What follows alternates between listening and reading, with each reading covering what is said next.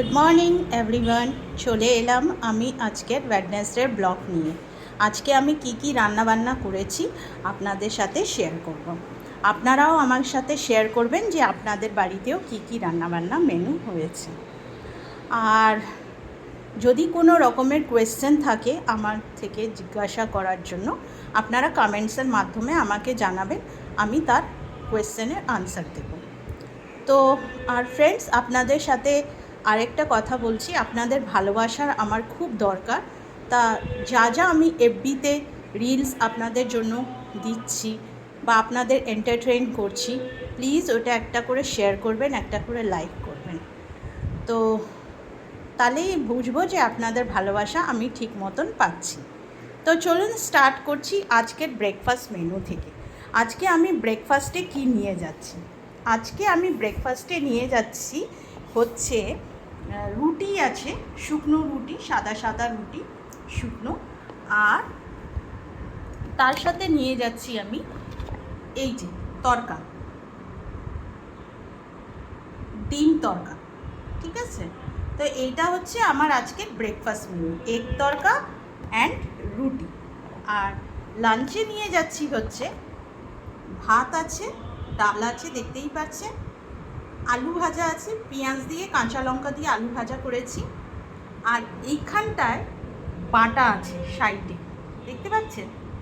এই বাটাটা আমি চিংড়ি, রসুন, পেঁয়াজ, কালো জিরে, কাঁচা লঙ্কা দিয়ে বেশ ভালো করে বেটে, সর্ষে তেল, নুন দিয়ে বেশ ভালো করে বেটেছি। যখন মুখে কোনো রুচি লাগবে না খেতে, ভালো লাগবে না কিছু খেতে, এইরকম একটা বাটা করবেন, দেখবেন খুব ভালো লাগবে খেতে। তো এই হচ্ছে আমার আজকে লাঞ্চ মেনু। আর রাতে তো আমার আজ কর্তামশাই আসবে, তাই কর্তার জন্য রান্না করা হয়েছে। এই যে এখানে ভাত আছে, ঠিক আছে?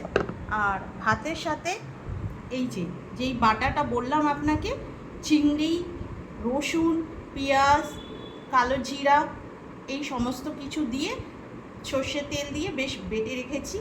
দারুণ লাগে খেতে, আপনারাও করে দেখবেন, খাবেন আর কমেন্টসের মাধ্যমে আমাকে জানাবেন, ঠিক আছে?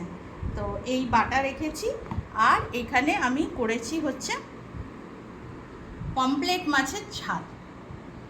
আমার হাজব্যান্ড পমফ্রেট মাছ খুব ভালো খায়, ইলিশ মাছ খুব ভালো খায়, তাই এখানে পমফ্রেট মাছের ঝাল করেছি।